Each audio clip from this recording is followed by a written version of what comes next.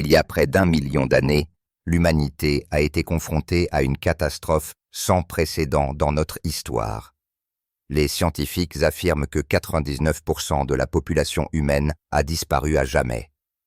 Mais la cause n'était pas celle à laquelle on s'attendait. Pas d'astéroïdes, pas de peste, pas de guerre. Quelque chose de bien plus étrange était caché au plus profond de notre ADN. Il y a environ 930 000 ans, nos ancêtres ont été réduits à peine 1 millier de survivants. Des civilisations et des communautés entières ont disparu, ne laissant que des fragments de connaissances, de cultures et d'histoires éparpillées sur des terres lointaines et des rivières oubliées. Pourtant, d'une manière ou d'une autre, ils ont enduré.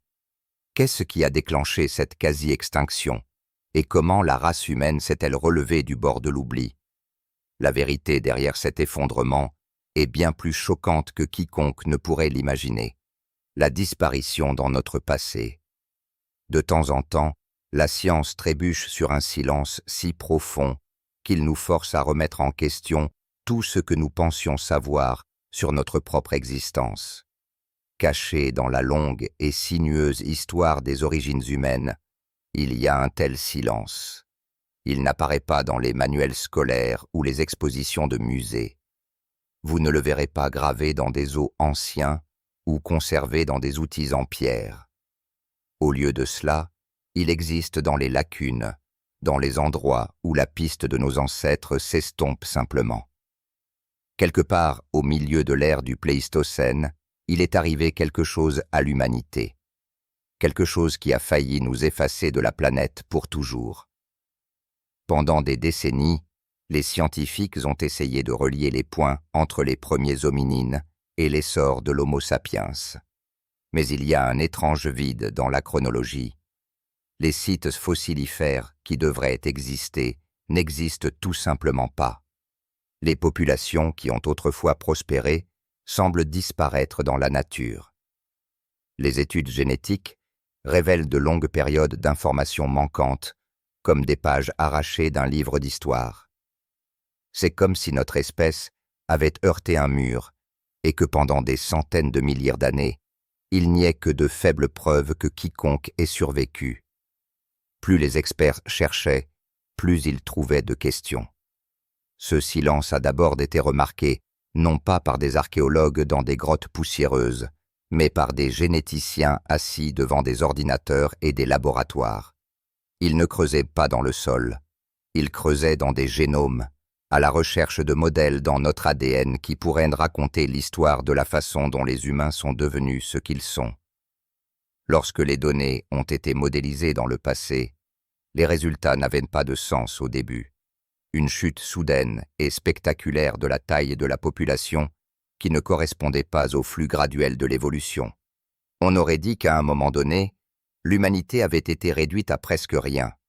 Imaginez que vous remontez votre arbre généalogique génération après génération jusqu'à ce que vous atteigniez un point où toutes les branches s'effondrent en une petite tige fragile. C'est ce que les données génétiques ont montré. Le modèle a révélé un point où le nombre d'ancêtres a fortement diminué pour ne représenter qu'une fraction de ce qu'il était autrefois. Et ce n'était pas un événement bref. Quoi qu'il se soit passé, cela a semblé durer des milliers de générations. La question était de savoir ce qui aurait pu causer un effondrement aussi massif de la lignée humaine. La réponse n'était pas immédiatement claire. Certains pensaient que cela avait à voir avec le climat, tandis que d'autres l'attribuaient à la maladie ou à l'activité volcanique. Mais il y avait une autre possibilité plus troublante. La disparition n'était pas le résultat d'une seule catastrophe, mais d'une pression environnementale lente et implacable à laquelle personne ne pouvait échapper. La Terre elle-même s'est peut-être retournée contre les premiers humains, passant d'une chaleur hospitalière à un froid dévastateur, coupant la nourriture et l'abri, et isolant des groupes dispersés jusqu'à ce que la plupart disparaissent. Les survivants, quels qu'ils soient, ont dû s'accrocher à la vie dans de petites poches du monde, endurant des conditions qui auraient détruit presque tout le reste. Ce qui rend ce mystère si obsédant, c'est qu'il est écrit en nous. Notre ADN porte les échos de cet ancien silence. Les cicatrices génétiques laissées par ce qui a failli anéantir notre espèce. Nous ne pouvons pas le voir, mais c'est là, dans chaque être humain vivant aujourd'hui. Un rappel que l'existence était autrefois une question de chance et que la vie a tenu à un fil fragile plus longtemps que nous ne pouvons le comprendre. Les scientifiques appellent cela un goulot d'étranglement, un moment où la population d'une espèce diminue si radicalement que seuls quelques individus transmettent le code génétique. Pour nous, ce goulot d'étranglement ne ressemble à rien de connu dans l'histoire de l'humanité. Certaines estimations suggèrent que 99% de nos ancêtres ont disparu.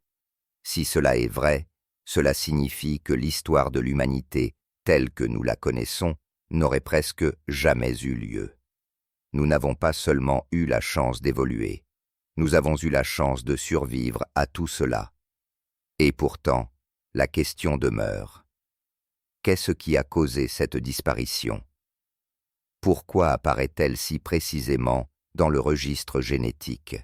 Et comment si peu de personnes ont-elles pu maintenir une espèce pendant des milliers d'années?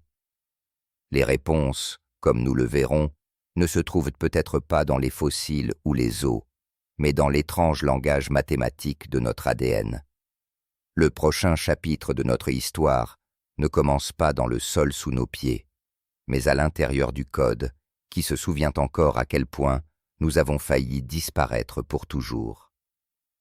La machine a remonté le temps génétique. Pour comprendre ce qui a failli effacer notre espèce, les scientifiques ont dû inventer un moyen de voyager dans le temps, non pas à travers des machines ou des fossiles, mais à travers du code. Chaque être humain vivant aujourd'hui porte un registre ininterrompu de son ascendance dans son ADN. Cachés parmi ces milliards de lettres se trouvent des mutations qui agissent comme des horodatages, des variations subtiles transmises d'une génération à l'autre. En décodant ces mutations, les chercheurs peuvent estimer le nombre de personnes qui existaient à une époque donnée, combien de temps les populations sont restées stables et quand quelque chose de catastrophique aurait pu se produire. En d'autres termes, nos génomes ne sont pas seulement des instructions biologiques. Ce sont des archives vivantes de l'histoire. Pendant des décennies, les généticiens se sont appuyés sur des modèles simples pour retracer les changements de population. Mais les détails de la préhistoire profonde sont restés flous. Puis est arrivé un nouvel algorithme appelé FIT-COAL, abréviation de Fast Infinite Decimal Time Coalescent Process, processus coalescent de temps décimal infini rapide. Il a été conçu pour repousser les limites de ce que nous pouvions voir bien au-delà de l'histoire écrite et bien au-delà des archives fossiles, à une époque où l'humanité n'était guère plus qu'une poignée de groupes dispersés essayant de survivre sur une planète instable. Lorsque les scientifiques ont fait passer les données de plus de 3000 génomes du monde entier dans ce modèle, quelque chose d'extraordinaire a émergé. Le graphique de notre ancienne population ne montrait pas des hauts et des bas réguliers. Au lieu de cela, il a chuté. Une chute verticale si abrupte qu'elle ressemblait à une falaise. Il y a environ 930 000 ans, la lignée humaine a semblé s'effondrer pour ne représenter qu'une infime fraction de sa taille d'origine, quelques milliers d'individus au plus. Et ce n'était pas un bref éclair dans les données. La population a semblé rester aussi petite pendant plus de 100 000 ans, une durée presque impensable en termes d'évolution. Au début, de nombreux scientifiques l'ont rejeté comme un artefact statistique, une bizarrerie du modèle ou une mauvaise lecture des taux de mutation. Mais au fur et à mesure que l'analyse était affinée, le modèle a persisté. D'autres chercheurs ont répété le processus avec des ensembles de données indépendants, et la même baisse mystérieuse a continué d'apparaître. C'était comme si notre mémoire génétique refusait d'effacer le moment où tout a failli se terminer. Pour comprendre cela, vous devez comprendre ce que signifie réellement un coalescent. En génétique des populations, chaque gène que vous portez peut être retracé jusqu'à un ancêtre commun. quelqu'un qui a vécu il y a des milliers, voire des millions d'années. Lorsque les populations sont importantes, ces lignées ancestrales s'étendent comme une vaste toile, ce qui rend difficile de voir où elles se sont rencontrées. Mais lorsque les populations diminuent considérablement, de nombreuses lignées convergent vers quelques individus seulement. Cette convergence laisse une empreinte dans notre ADN, un rétrécissement de la diversité qu'aucun modèle ne peut ignorer. C'est ce que Fitcol a trouvé.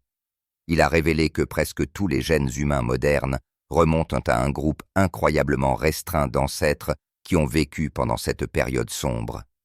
C'était comme si l'histoire humaine avait été comprimée dans un goulot d'étranglement, forçant chaque génération suivante à descendre de ce groupe limité. Les implications étaient stupéfiantes.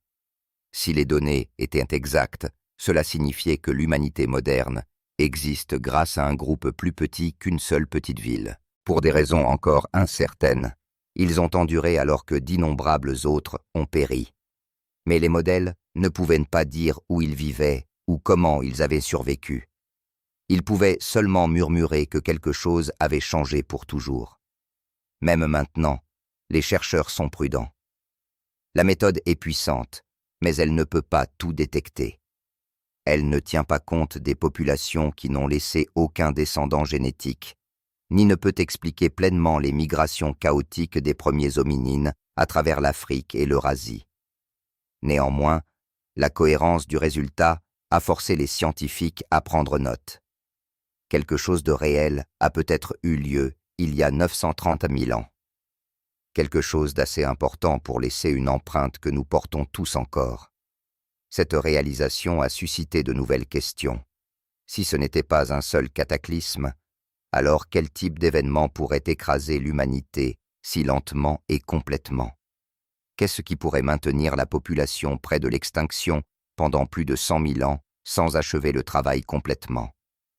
Le chaos climatique et les siècles de silence. Pour comprendre ce qui est arrivé à nos ancêtres, nous devons imaginer le monde tel qu'il était il y a près d'1 million d'années, une planète se transformant sous le poids de son propre climat.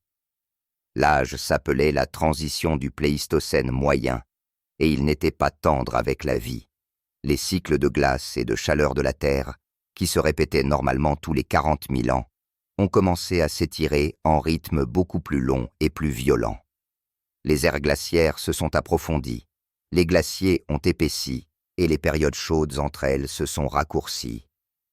Pour les premiers humains, ce n'était pas seulement un changement environnemental, c'était un piège existentiel. Les forêts et les prairies qui les nourrissaient autrefois sont devenues stériles. Les rivières ont gelé, les déserts se sont étendus, et les animaux dont ils dépendaient ont disparu ou se sont déplacés bien au-delà de leur portée. Les preuves archéologiques montrent que de nombreuses régions qui avaient autrefois soutenu la vie des hominines sont devenues complètement inhabitables.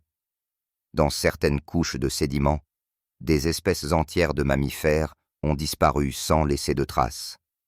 Pour ceux qui sont restés, la survie signifiait un mouvement constant, s'adaptant plus vite que jamais pour éviter de périr dans le froid.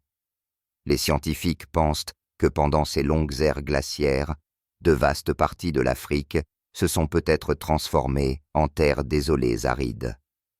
Les rares oasis vertes qui restaient sont devenues bondées de vie désespérée, forçant de petits groupes d'humains à se disputer la nourriture et l'abri. Lorsque les ressources se sont raréfiées, le conflit était inévitable. Et pourtant, les preuves génétiques suggèrent que seule une infime fraction de ces populations a enduré. Ceux qui ont survécu l'ont peut-être fait en se réfugiant dans des refuges cachés, tels que des grottes côtières, des vallées abritées ou des zones alimentées par des sources géothermiques qui fournissaient de la chaleur alors que le monde gelait. Les archives fossiles de cette époque sont terriblement rares. C'est comme si la Terre elle-même avait effacé le souvenir de ces siècles. Les grottes qui devraient contenir des outils ou des os contiennent plutôt des couches de silence, de poussière et de roches qui parlent d'absence. Certains chercheurs appellent cela le blackout paléontologique. Pourtant, des traces éparses subsistent dans certaines parties de l'Afrique de l'Est et du Levant. Quelques outils en pierre laissent entendre que quelqu'un, peut-être l'un des derniers groupes survivants, a enduré les âges glaciaux. Ils ne prospéraient pas, ils s'accrochaient simplement. Selon certaines théories, ces petites bandes ont peut-être vécu de tout ce qu'elles pouvaient trouver, comme des racines, des insectes et de petits animaux, transmettant des fragments de connaissances à travers des générations qui se souvenaient à peine de la chaleur. Imaginez grandir dans un monde où chaque jour était un test d'endurance, où les étoiles contemplaient une planète presque vide de votre propre espèce. Pour ces anciens survivants, le concept d'humanité aurait signifié quelque chose de très différent de ce qu'il signifie aujourd'hui. La crise climatique de cette époque a duré plus longtemps qu'aucune civilisation n'ait jamais existé. Pendant plus de 100 000 ans, les conditions mondiales ont oscillé entre un froid brutal et une chaleur sèche. Ce n'était pas une seule catastrophe. C'était une lutte incessante qui a duré des dizaines de vies humaines. Pendant cette période, la diversité génétique s'est effondrée et la population humaine a été réduite à quelques milliers de personnes dispersées sur les continents. Et pourtant, quelque chose chez ces survivants a refusé d'abandonner. Les archives génétiques montrent que la population s'est finalement stabilisée, maintenant un faible nombre pendant des millénaires, avant de se rétablir lentement. C'est cette résilience qui rend cette période si obsédante. Contre toute attente, nos ancêtres ont enduré le froid, la famine et l'isolement. Ils ont transmis suffisamment de leurs gènes pour que des centaines de milliers d'années plus tard, nous puissions encore retracer leur lutte. Cependant, le monde dans lequel ils vivaient n'était pas statique. Pendant qu'ils se battaient pour rester en vie, quelque chose d'autre se passait. Quelque chose de subtil, mais de transformateur. Alors que la glace se retirait et s'écoulait, il en était de même des opportunités. Certaines petites poches de l'humanité ont commencé à s'adapter, à apprendre et à innover d'une manière que personne n'avait faite auparavant. C'était le faible début d'une renaissance qui finirait par sortir l'humanité de l'abîme. Mais avant cette reprise, la quasi-extinction d'il y a 930 000 ans a laissé une question qui hante encore la science aujourd'hui. Comment si peu ont-ils pu survivre alors que presque tout le monde a disparu? L'effondrement caché. Lorsque les scientifiques ont finalement reconstitué les preuves génétiques et climatiques, une seule conclusion a commencé à prendre forme. Une conclusion qui semblait impossible. Selon des rapports publiés ces dernières années, il y a environ 930 000 ans, l'humanité a été confrontée à un événement si grave qu'il a failli effacer notre espèce de la planète. Ce n'était pas une catastrophe soudaine comme une frappe d'astéroïdes ou une éruption volcanique. C'était plus lent, plus silencieux et bien plus dévastateur. Pendant des milliers d'années, alors que la glace s'étendait et que les écosystèmes s'effondraient, le nombre d'humains a diminué jusqu'à ce que presque toutes les traces de notre espèce disparaissent. Ce moment, selon certains chercheurs, marque le plus grand effondrement de population de la préhistoire humaine. Les données suggèrent que près de 99% de nos ancêtres ont disparu à jamais, ne laissant derrière eux qu'un petit groupe, pas plus de 280 individus reproducteurs. Ce sont eux qui ont enduré lorsque tous les autres avaient disparu. Le reste de la lignée humaine, les vastes réseaux de tribus qui s'étaient répandus à travers l'Afrique et au-delà, ont simplement disparu des archives génétiques. Ce que nous appelons l'humanité aujourd'hui est le descendant de ces quelques survivants qui ont réussi à traverser le chapitre le plus sombre de notre existence. C'est le point où la science rencontre le mystère. Parce que même maintenant, personne ne sait vraiment comment ils ont fait. Certains pensent que ces survivants ont trouvé refuge dans de petites zones habitables près de l'équateur où les précipitations sont restées suffisamment régulières pour soutenir la végétation. D'autres pensent qu'ils se sont adaptés à de nouveaux régimes alimentaires difficiles ou qu'ils ont découvert des méthodes de coopération primitives qui ont permis à de petits groupes d'endurer l'isolement. Quelle que soit la raison, ce n'est pas la technologie ou l'intelligence qui les a sauvés, c'est la résilience. Ce que les données montrent, ce n'est pas une extinction soudaine, mais une longue lutte, une disparition au ralenti causée non pas par la violence ou la maladie, mais par le climat et le temps. Le monde a changé plus vite que les humains ne pouvaient s'adapter et la nature nous a réduits à une poignée de survivants. La partie la plus troublante est ce que cela dit sur le hasard. Si quelques conditions environnementales avaient changé différemment, si une sécheresse avait duré un peu plus longtemps, ou si une calotte glaciaire avait grossi un peu plus, l'histoire de l'humanité aurait pu se terminer là. L'univers aurait continué sans nous. Pas de langue, pas d'art, pas de ville, juste le silence à l'endroit où notre histoire aurait pu être. Selon les données, ce goulot d'étranglement a duré plus de 100 000 ans, ce qui signifie que des milliers de générations ont vécu, se sont reproduites et sont mortes dans cette fragile fenêtre de récupération. Certains scientifiques soutiennent que cette quasi-extinction a façonné ce que nous sommes aujourd'hui. Une population réduite signifie que certains traits génétiques, probablement ceux liés à l'adaptabilité, à la communication et à l'endurance, sont devenus plus courants. En d'autres termes, l'effondrement a peut-être recablé l'humanité. D'autres sont plus sceptiques, avertissant que les preuves pourraient refléter une vision limitée de la diversité ancienne plutôt qu'un véritable effondrement mondial. Les découvertes de fossiles à travers l'Eurasie montrent que des hominines étaient présents pendant cette même période, ce qui suggère que même si une lignée a presque disparu, d'autres ont peut-être continué ailleurs. Et c'est là que se situe le débat. S'agissait-il vraiment d'une quasi-extinction mondiale ou d'un déclin grave qui n'a affecté qu'une branche de l'arbre généalogique humain? La vérité ne sera peut-être jamais entièrement connue, mais les archives génétiques ne mentent pas.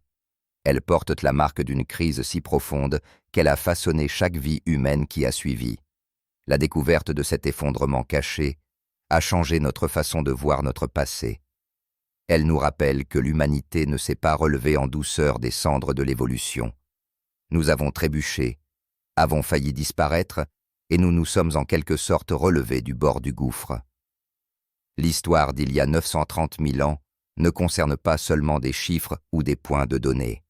Elle concerne la survie elle-même et la possibilité terrifiante que tout ce que nous sommes aujourd'hui soit dû à l'endurance de quelques centaines de vies s'accrochant à l'existence dans un monde mourant, les survivants et la renaissance. Lorsque la glace a finalement commencé à se retirer et que le monde a dégelé, ces quelques humains survivants ont émergé sur une planète renaissante. Ce qui avait autrefois été une terre désolée gelée est redevenu des plaines ouvertes et des vallées fertiles. Et le même changement environnemental qui a failli détruire l'humanité nous a également donné une seconde chance. Selon certains scientifiques, cette lente reprise après le goulot d'étranglement qui a commencé il y a environ 813 000 ans marque le début de la renaissance de l'humanité. La population a recommencé à croître, prudemment au début, puis régulièrement, se répandant dans de nouveaux territoires et formant la fragile fondation de chaque génération qui a suivi. Les descendants de ces survivants portaient quelque chose de remarquable dans leur ADN. La résilience. Ce n'était ni l'intelligence ni les outils qui les avaient sauvés. C'était l'adaptabilité.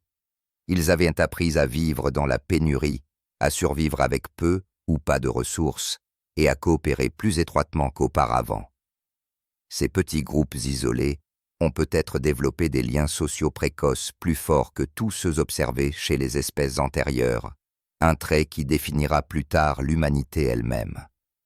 La lutte pour endurer les a probablement poussés à partager de la nourriture, à communiquer et à se protéger les uns les autres, plantant lentement les graines de l'empathie qui nous sépareraient un jour de tous les autres animaux.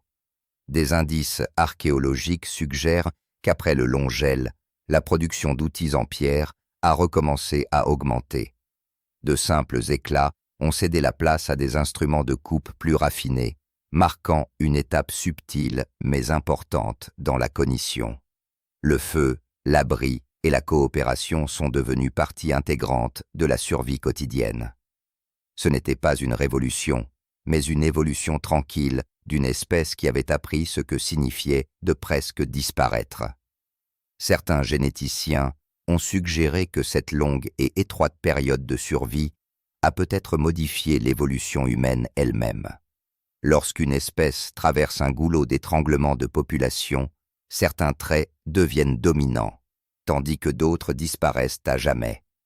La diversité génétique perdue pendant cet événement a peut-être rationalisé le génome humain, laissant derrière elle une lignée plus unifiée et adaptable. Le résultat, selon certaines théories, est le fondement génétique commun qui permet à chaque être humain moderne, quel que soit son lieu de naissance, de retracer son ascendance jusqu'à cette même poignée de survivants. Cette idée recadre tout ce que nous savons sur la force humaine.